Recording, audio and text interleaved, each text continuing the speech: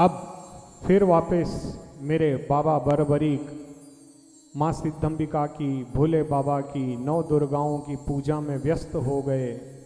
और इधर महाभारत में 13 वर्ष का वनवास पांडवों को दिया गया था, 1 वर्ष का अज्ञातवास था। तो अज्ञातवास प्रारंभ होने वाला था, 12 वर्ष का वनवास पूर्ण होने वाला था। तो होता क्या है, पांडव द्रौपदी के साथ एक सरोवर के पास आते हैं इस सिद्ध क्षेत्र में, और वहाँ भीम को बहुत प्यास लगती है। तब युधिष्ठिर से वो कहते हैं कि मैं जा कर के अपनी प्यास बुझा कर आता हूँ और आप लोगों के लिए भी जल की व्यवस्था करता हूँ। और तब वहाँ से भीमसेन निकल पड़े। जब युधिष्ठिर जी कहते हैं पुकार करके कि भीम तुम कोई गलती मत करना, ध्यान रखना, परंतु ये बात भीम को सुनाई नहीं देती।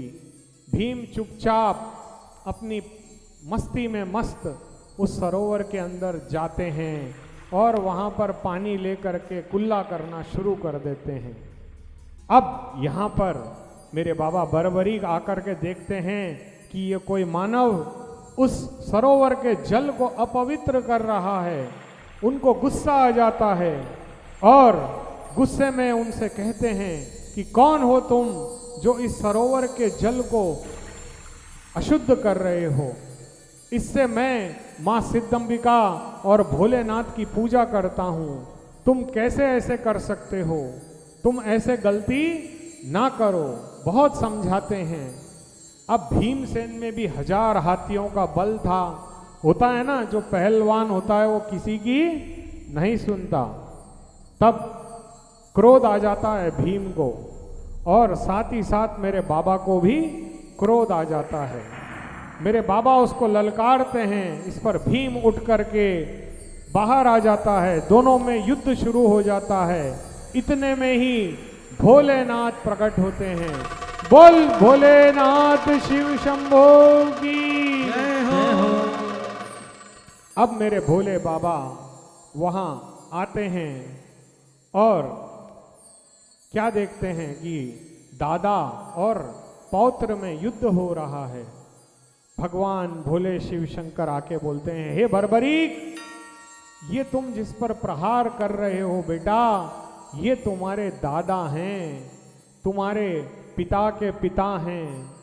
जैसा ही वो सुनते हैं वो दुखी हो जाते हैं कि मुझसे ये कितना बड़ा अपराध हो गया। अनजाने में मैंने अपने दादा पर हाथ उठा दिया, मुझे तो घोर नरक में भी जगह नहीं मिलेगी। इतने दुखी हो गए, इतने दुखी हो गए मेरे बरबरीक कि उनके पश्चाताप के आंसू निकल पड़े। इस पर उनके दादा जाते हैं और उन्हें अपने गले से लगाते हैं और कहते हैं कि तुम दुखी ना हो बरबरीक, ये तो सब विधि का विधान है।